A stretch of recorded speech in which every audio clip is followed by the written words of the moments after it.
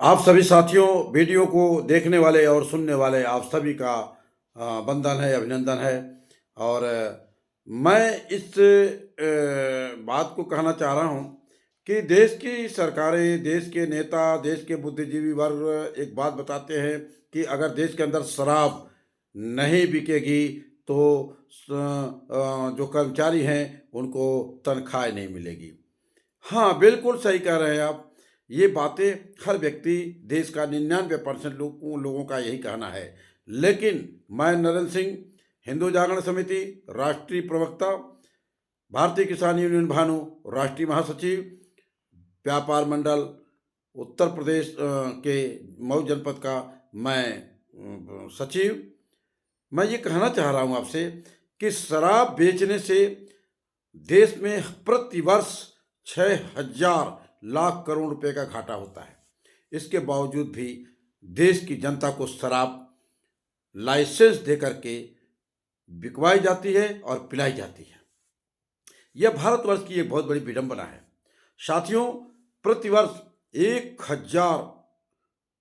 1,000 lakh crore litre शराब देश की जनता को सरकारी लाइसेंस देकर के पिलाया जाता है।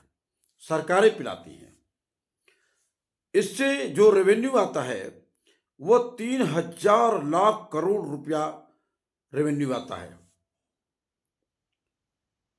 लेकिन इस पे जो खर्चे हैं, आबकारी डिपार्टमेंट, मद्यपान निदेशालय और लॉ एंड ऑर्डर, क्योंकि 80% करप्शन शराब के नशे में होता है, एक्सीडेंट शराब के नशे में होता है।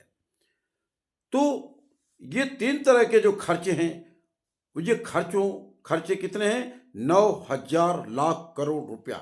9,000 लाख करोड़ रुपए में से जो शराब की बिक्री का प्रॉफिट है 3,000 लाख करोड़ रुपया, उसको घटा दीजिए तो 6,000 लाख करोड़ रुपया हमारा देश प्रतिवर्ष घाटे में जा रहा है।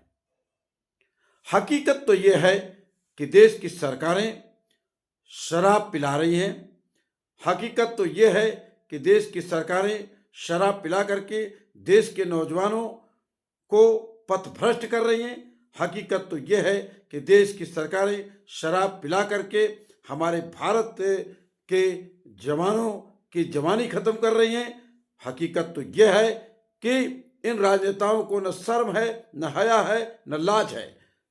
ये शराब जब पीते हैं तो शराब पीने के बाद घर पे आते हैं, अपनी माँ बाप को मारते हैं, अपने बीवी को मारते हैं, अपने बच्चों को मारते हो। पूछो, मैं उत्तर प्रदेश के मुखिया आदित्य जोगी जी से और देश के प्रधानमंत्री माननीय नरेंद्र मोदी जी से मैं सवाल करता हूँ, क्या ये दर्द आप महसूस करते हैं?